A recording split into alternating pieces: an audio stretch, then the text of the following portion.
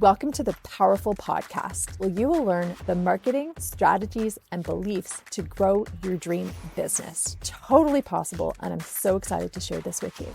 I'm Almira Bardai, and I grew and scaled my own business from zero to multi-millions and sold the business. And now I'm here to teach you exactly how to grow and scale your business from 6 to 7 figures and more with ease, simplicity, joy, and fun with, of course, strategy, mindset, and marketing to take you to that next level.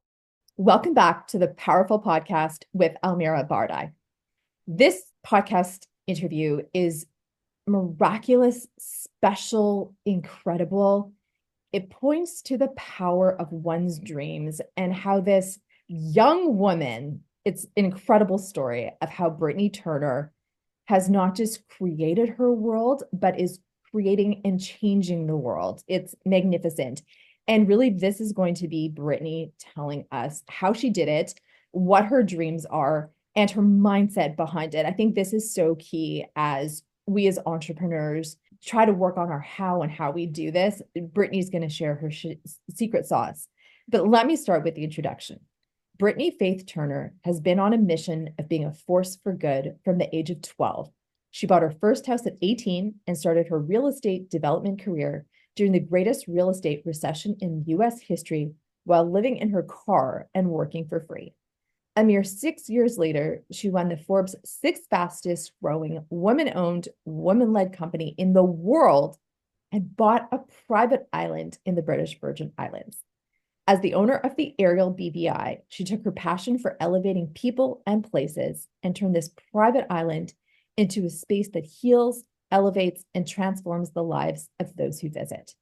Turner is currently scaling the model to more resorts and healing centers with the goal of helping even more people. She's impacting lives through her resort and its programs, but she is also using the island to restore struggling veterans and first responders. Through her nonprofit, Ariel Recovery, these heroes go through a year-long program and become humanitarian special operators that in turn rescue vulnerable people from sex trafficking and natural disasters. To date, Ariel's programs have helped with suicide prevention for over 150 heroes, and those heroes have led to the rescue of over 8,000 people across the globe. Let this all sink in for a moment. This is amazing. And I've had the pleasure of working with Britnie in her Force for Good Entrepreneurs Program. And literally, she's just turning out this whole force of amazing people doing incredible work with our businesses and with our lives and changing the world. The island is epic. You could tell I'm even speechless. This is the most beautiful place in the world. But seriously, enough for me. I'm going to turn it over to Britnie to share her story, share her wisdom, and all that she's doing. Again, not just for her own life, but for her family, for those around her, for those working with her, for veterans, for going into the Ukraine and preventing human trafficking of kids. And I'm going to shut up now. Over to you, Britnie. Tell us all about it.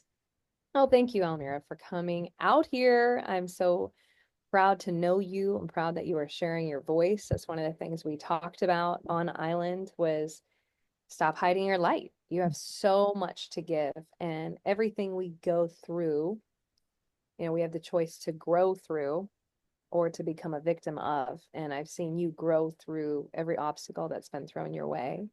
And I love that this podcast is a place that you get to share those lessons. Something I share with the heroes that go through our program all the time is, if you've gone through the fire, then you know the way out of the fire. And you could probably reach back and tell other people who are in the fire the faster path out. Yeah. Because it took maybe 4 years to get out of the fire, and it could take them 4 days now that they know the path. So I love that you're doing that, and I'm happy to be a guest on your show. Thank you. Thank you so much. Over to you. Share it all. Tell us about it all. And I know the intro has so much of it, but maybe let's start with your mission, your desire, the human trafficking piece of it, and where that all led. Because for me, that feels like it was the catalyst, if you will. It was the catalyst. And if I could encourage your listeners to anything, it would be that these things that are inside of you. Many times there were these seeds planted inside us when we were young. You know, they're there for a reason. Your passions, the things you care about. I love helping people find their purpose. And a couple clues to finding your purpose are really understanding what takes you to heightened levels of anger or sadness. And what do I mean by that? If you hear about something and it just infuriates you, oh, I can't live in a world where that keeps going, or you just weep when you hear about it. I'm not saying that anger or sadness should be your fuel, but it's probably a clue to the thing you care about most because it physically moves you. And that movement is called passion. Mm-hmm. And passion is enough fuel to overcome the obstacles that have blocked so many other people from ever making a difference in that area before, or really stopping the reason it happens, depending on what it is that you care about. So understand that when you're beginning your journey or, you know, progressing your journey of walking in your purpose or becoming a force for good or trying to have a meaningful life in any way, no calling is higher than another. You know, your like God-given purpose for this next season could be coaching Little League. Mm-hmm. And that is not a lesser calling than what Elon Musk is working on. You know, humans are so currently programmed to need the like, to need the praise, to need the award. But that doesn't mean really anything. And everybody's going to forget you anyway, eventually. Mm-hmm. So that's why I like to share, like, you need to get connected to what you want to do and to find those clues to figuring out why you're here in your one chance on earth that we know about. What is that assignment? And therefore you can be walking in it so you can feel that joy, that love, that fulfillment, that purpose, regardless of who thinks you're awesome today and who thinks you suck today. Mm-hmm. We've got to have a confidence in ourselves and our calling that transcends human approval. If not, you're going to be thrown with the wind because, good Lord, especially with the power that media has over culture today, oh, you can just be a mess. But if you know why you're doing it in the first place, then you can overcome those obstacles. And so that's really the essence of the power that has been integrated into my story. Because the real phrase that's going to be on my tombstone is do it with diarrhea. And I know that's super profound to my listener, but it is profound because what it means is not that Britnie had it all together and she was perfectly brave and confident, knowing all the unknowns and crazy huge risks that she took to try to save lives and stop evil. No, I've not been confident. I've been scared out of my mind, and I literally have had diarrhea for like 6 months at a time from the anxiety in my body that happens with coming in, with going for big things that nobody in my family has ever done. I've never even seen a woman do half the crap that I've attempted to do or done. And like, it's not safe what I'm attempting to do or guaranteed. My dang middle name is Faith. I literally came to my mom while she was pregnant before she even knew if this was a boy or a girl and said, you're going to name this child Faith because this child will have to walk by faith the rest of her life. And since she figured it was a girl. And it's really annoying to have to live with faith. I'm not going to say it sounds prettier than it is. Faith means believing in that which is not seen, which is not something humans love to do. Yes. We love to know what the heck we're getting into. You know, we're very risk averse, like in our brain wiring. But if we can get clear on our why, on any clue to our purpose, and we can be confident in that, then it's going to help with all the people who tell you you're an idiot for trying this thing. Yeah. And so that's my number one piece of advice, because the journey of going from figuring out that I want to help end human trafficking at 12 to thinking that looks like being a missionary in Africa to going through a survival missionary training school that just tortures you the whole year, basically, so you can survive anything, to then buying my first house so I could have cash flowing assets, to then living in my car and working for free for a year during the cold winter and the greatest recession in the history of mankind, to then actually making it in real estate development and becoming Forbes fastest growing woman owned, company in the world, number 6, to then buying a private island so that you can help wake up the forces for good to eliminate all the suffering. Like, that journey has been filled with people trying to literally people like trying to sleep with me, and when I say no, they file lawsuits, to just crazy attacks, to men not liking that I was in the business of construction and more organized than them, to dealing with hurricanes and pandemics, and like, just it's not been an easy one, but you can summarize it really fancy in an intro to not sound like you've got problems. But I have actually wanted to quit every single day, minus maybe 2 days of this entire journey. Yeah. So much easier to do nothing. So much easier. But I harnessed the exercise that I taught you the very beginning of the program you went through, which is G-Force Entrepreneurs. What was the first exercise? Do you remember? Write your eulogy. Why do we write our eulogy? Yes, because we want to know how we live life and have that is the plan, the desires. And then it's all simply alignment to it. And I've said this before, I'm not a person who loves discipline, but having some structure is absolutely needed. But it's like you put the biggest ass dream of your life on autopilot as you do that. And you literally stick to that dream, or you grow it, or whatever it might be. But then also it was about your purpose. That was the other thing. That was one of the first things. What is my purpose? And for me, it was to lead with love. And because there were 2 words and I put it together, and it was weird because, we're taught to have like a career purpose, if you will, but to lead with love, or to have love in the purpose, but that's the whole damn purpose. And all the work that you do, it is all about love. It's really that simple. Love, a desire to do good, because that is what you do. You've just unleashed a force for good, and everybody's doing it. And it's epic what you've done and what you are doing. And it all comes from a desire to see the world be a better place, which I think everybody has, but you're actually doing it. And it's amazing, the level and the proportions and the breadth of everything that you have managed to do. It's just extraordinary. Well, when you can get clear on your purpose, and the reason that eulogy is the trick for me, and somebody might have a better one, but I was forced to do this at 17, and I thought it was the same thoughts that all of you were having.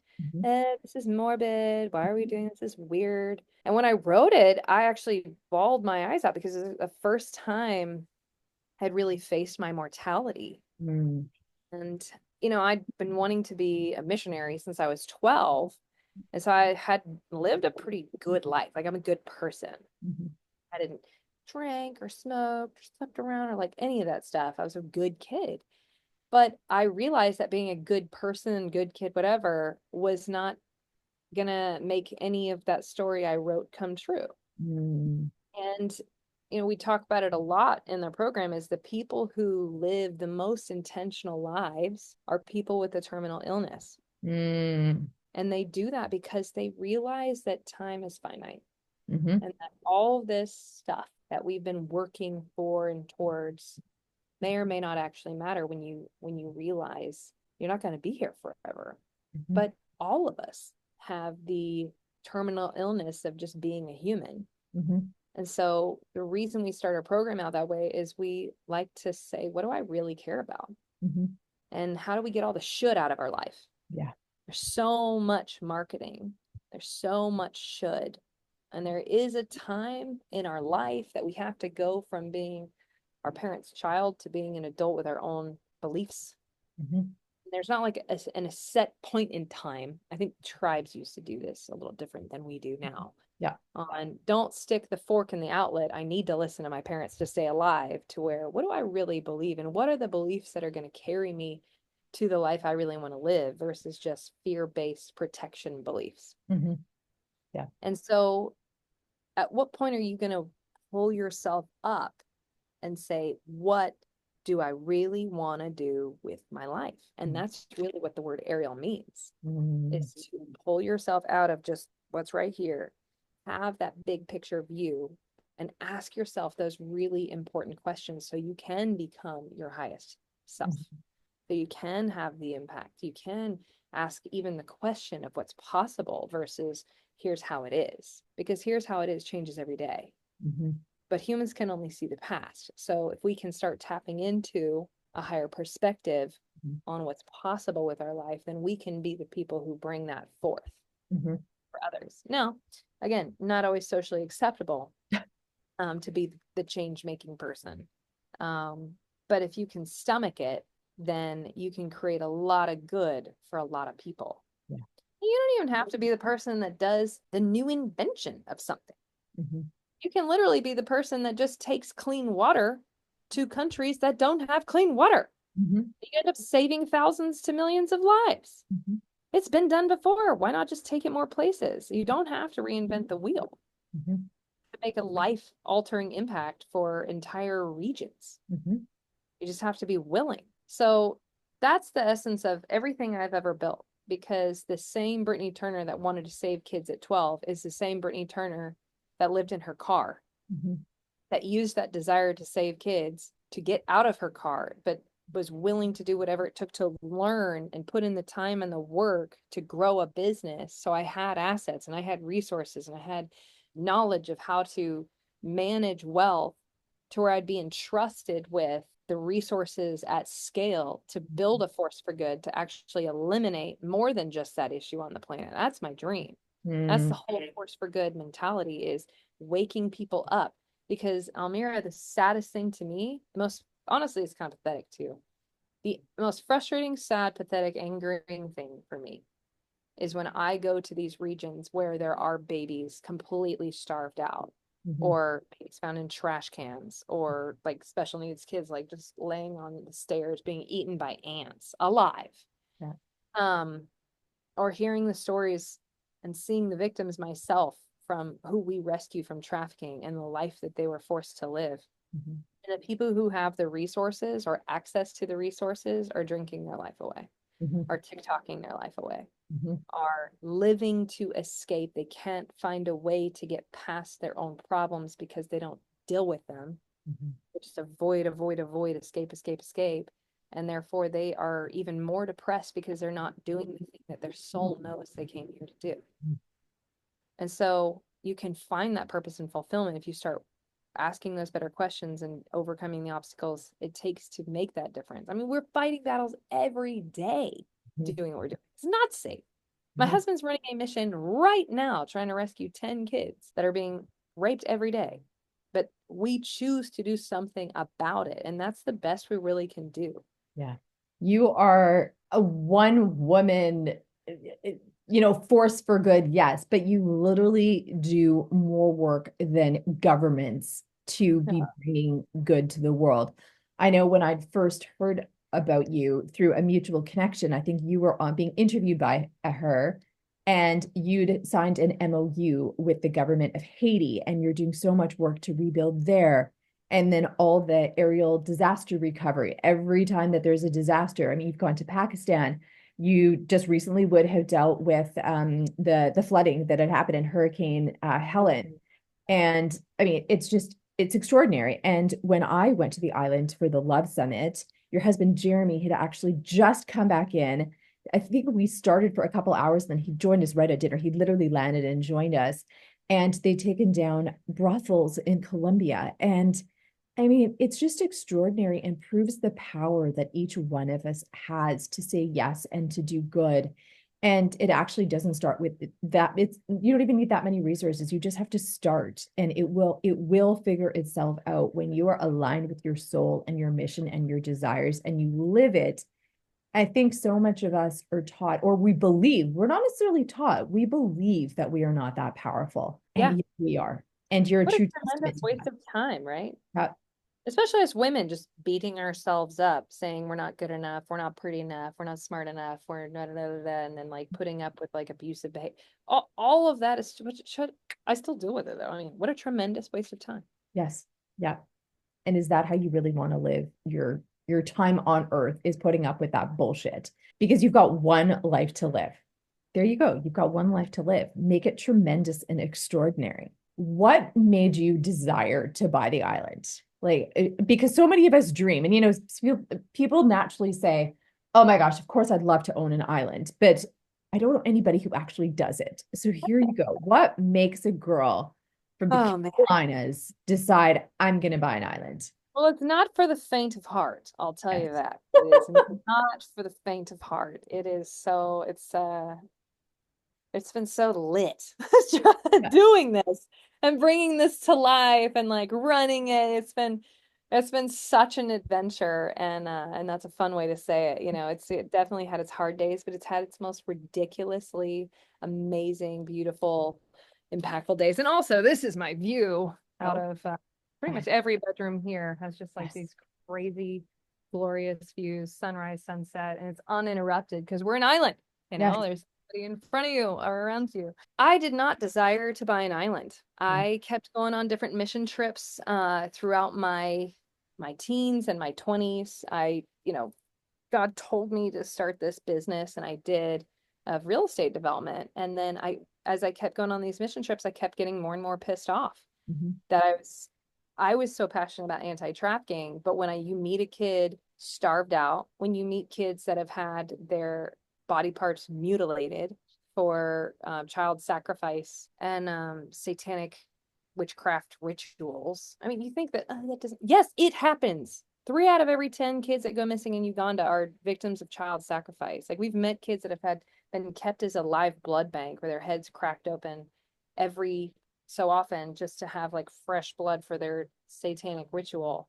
Wow. Now she looks like, complete vegetable. She's there and she's smiling. Her Yeah. name is Point is, you hear about all these different issues, and then you see all these people struggling with depression and suicidal because they don't have any purpose in their life. And I just ask God, like, how do I play matchmaker Mm.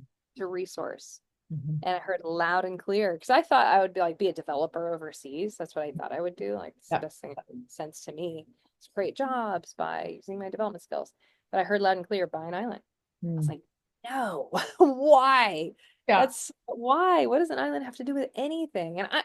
If you know me, my sisters are so funny. They make fun of me all the time. I'm like, you're not gonna see me wearing a name brand unless the only thing I wear is like my own swag. I do not care about like owning fancy stuff. Mhm. I just never cared about stuff my whole life. Like I just want to save the kids. So to own a private island is just like that's for the rich old dude billionaires. That's the only thing I've ever seen. Yeah. But this vision downloaded in my spirit as I spent time with it too. It's not like I just it's perfectly clear. Like it doesn't happen like that. You have to take the time to be with God. If Yeah. you don't like the word God, replace it with whatever you want. But like this is the language I understand. But take time to get that guidance right. Listen. Yeah. You're being given guidance every day and you're very arguably just ignoring it.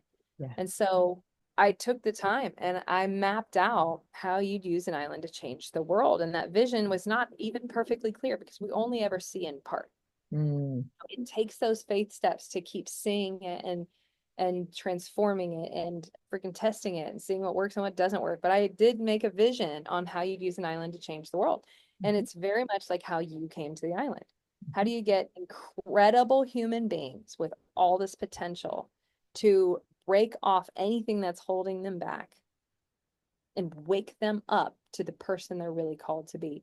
And many times people need to have a breakthrough in their relationship to be able to move forward. There's nothing more distracting than a horrible relationship, except for like a terminal illness. Obviously, being sick is super distracting because you're trapped in this body. I've had 15 people now lose over 120 pounds Wow. from the time that they came to the island. They Mm. had a breakthrough in their health and they started associating it with their purpose versus just escaping via food. Mhm. And a lot of people have lost weight, but that 15 people over 120 pounds is a cool record. We've had people have insane breakthroughs in their finances, stop associating being rich with being bad, Mhm. but being rich with being an even more powerful force for good. So the breakthrough that people need, they come here to have. And so that was the vision. And it's really interesting sometimes when you make a declaration and you have a vision, and maybe I'll have some kind of friggin' therapy or breakthrough myself to where this doesn't have to happen, where I'm like, I'm gonna do it. And then all hell breaks loose. I get the island, I start bringing it to life, I rehab it, and then I deal with an abusive marriage, two of the strongest hurricanes in the history of mankind, this person getting 70% of my staff to quit all in the same 3-month period, starting multiple lawsuits, getting my mentors to turn on me, like, then I had to make a really powerful decision Mm-hmm. because I let someone else, an outside person, tell me who I was and my worth. Mm-hmm. Therefore, I was standing on the balcony of the 14th floor, ready to jump on the ledge, like teetering, hungering to jump, Mm-hmm. believing that the world really was a better place without me. Mm. Like, I really did believe it, that I was doing the world a favor. And then, like, the one person, oh, my mom would be sad. And I was like, she has 5 other kids. Like, Mm. they're so interesting. If you've ever dealt with suicidal thoughts, they're so believable. Yeah. At the moment. And I like being helpful and I wanted to help the world be a better place. So why not jump? And thankfully, I had one woman that I could call and she literally talked me off the ledge. She yelled at me. Mm. How dare you? How dare you think, like, what is it worth to save your marriage but lose your soul? You really think your entire life calling is wrapped up in this person that can come in and out of your life? Yeah. Now, I'm extremely pro marriage. So I don't want any of the listeners to be like, wow, you quitter, you're telling everybody to get divorced. That's not it. But I had someone very intelligent poisoning me Mm-hmm. and I let them. Mm. I want to take back my power and say I didn't aim to, but I let them. I believed all this weird kind of like twisted scripture-y stuff I grew up with on like a man's place and like my bottom line, I let a human have God's place in my life. And I really want to warn against that because again, if you're going to do something meaningful, even if it's as meaningful as being an impactful stay-at-home mom, like all of these things are meaningful. You're not having to like create a rocket company. If you're going to do something meaningful with your life, you really do have to own that power. Mm-hmm. And a life partner is a wonderful, beautiful bonus. And you can become what I call purpose partners. Mm-hmm. If you do it right. But at the end of the day, you were born alone. You're going to die alone. You're accountable for your own life. So be very, very careful with who you let tell you your worth. Mm-hmm. And I suggest you let that be your creator, not a human being that has hormonal imbalances, their own traumas, their own childhood filters, their own mental dysfunctions, their own fears, their own insecurities. They've got their own life to deal with. Being able to walk in that level of confidence, of which I've struggled with my entire life, so I'm not saying it as a pro. Yeah. I've gotten better at it. Being able to walk in the knowledge and confidence of your worth is going to be probably the most helpful thing that you can take away from this call. If you can continue to work on that, you're going to just be able to flow through whatever highs and lows that life throws at you. Yeah. And just remember, if you keep dealing with lows, like, well, let's see if there's something I'm doing to attract that. But it's going to just be a cool story later anyway. Yeah. Yeah. So just write it down for the book. And the lows is where the growth happens.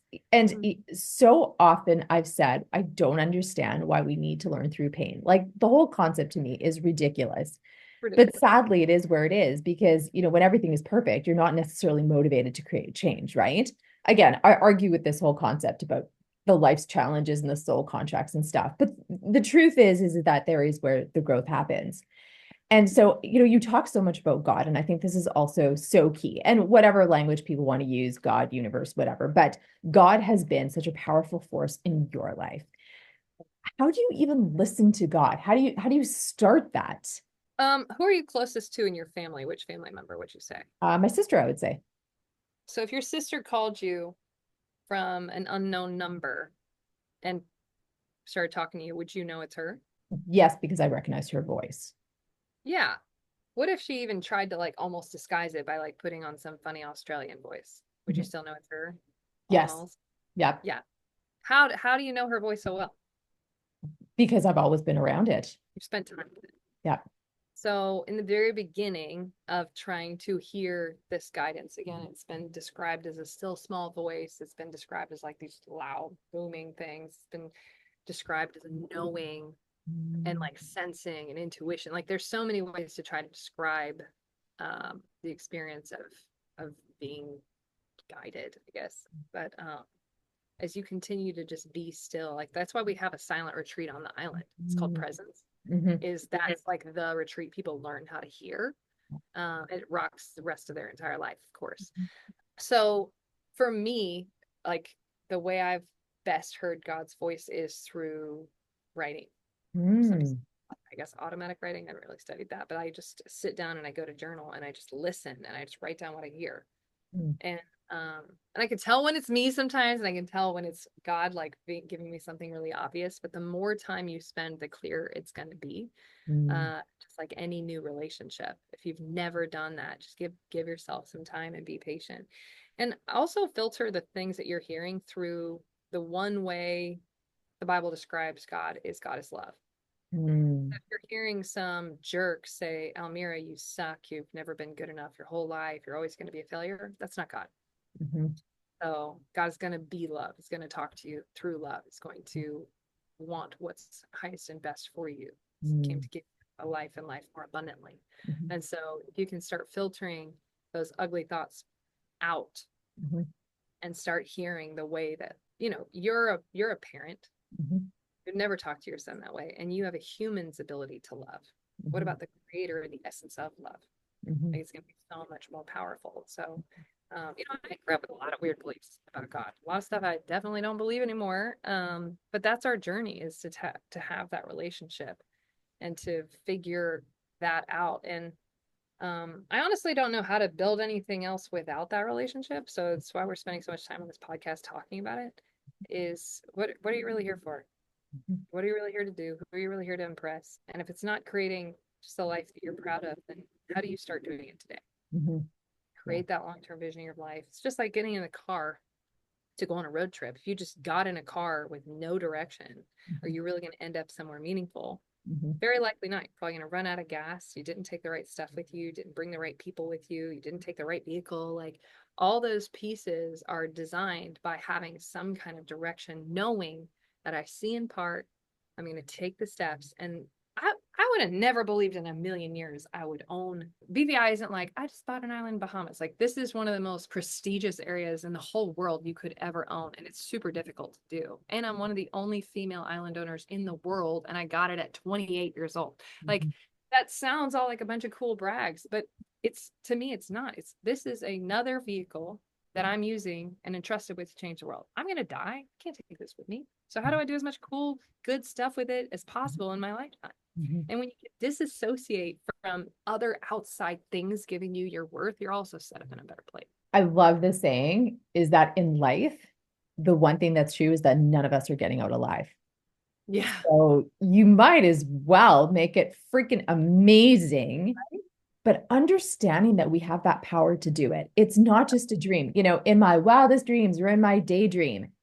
The shit's actually real. It is entirely possible. And again, you prove that with listening to God, with the structure or discipline to actually do it. And also, you know, it's natural to not be motivated to do something, but don't let that stop you.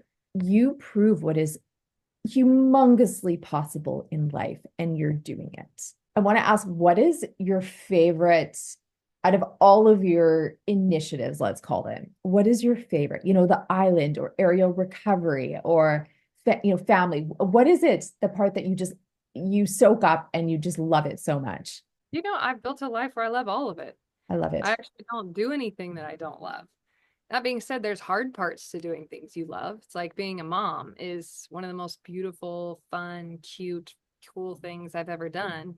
But obviously there's difficult things. There's poopy diapers, there's screaming, there's, you know, the time interruptions, there's the getting hurt. Like there's always going to be pieces. Life isn't Instagram highlight reel. But all those pieces are worth it. But I really don't have anything in my life that I'm having to do anymore. I'm choosing all those pieces, and I did find a way to figure out those pieces to where I can live an intentional and impactful life every day. Again, that doesn't come without haters. It's honestly really surprising to me how people can find a way to hate on anything. But, you know, there's an entire people group dedicated to hating Mother Teresa. I mean, What a waste of time. Oh my gosh. So don't think you're going to do enough good that you won't get them. Just trying is, I think, the most important thing, because I fail every day. I am not perfect at this. We are figuring it out, and then trying to do it with your significant other. Good Lord, like two different people working together, raising a family together, like traveling the world separate, apart, together. It's all difficult, but if it's worth it to you, then you will put in the effort to figure it out to the best of your ability. And that's all we're asking. Yeah. Yeah. Moving into that alignment to do it. Oh my gosh. I love this. Thank you so, so much. Is there anything you wanted to share before we wrap? No, I'm just so grateful to see you in your purpose. I'm so excited to meet some of the people that hear this podcast out here on the islands. And I want to serve any way that we possibly can to help you start aligning with that purpose in your life, so you can have that reason to keep going when the days are the hardest. Go ahead. Oh, no, I was just going to say the island, the links, all of it will be in the podcast show notes. So if you are thinking, hold on a second, I can go to an island. Oh, yes. And I will share the details. Awesome. I'd love to see you guys here. Thank you. Thank you so much. And it was so lovely to see you. It's been such a while. So thank you for all that you do. Yeah. Thanks, girl. Thank you so much for tuning in to the Powerful Podcast. I've so enjoyed sharing all of my insights, all my mistakes, all of my learnings as I grew and scaled my business from 6 to 7 figures. If you enjoyed this, please leave us a review. And then I'll send you back my top 3 ways to make $10,000. And I tell you, they're super easy, super creative, and super easy for you to implement. So please drop us the review, send it over, and we will send you back with my top 3 ways to make $10,000.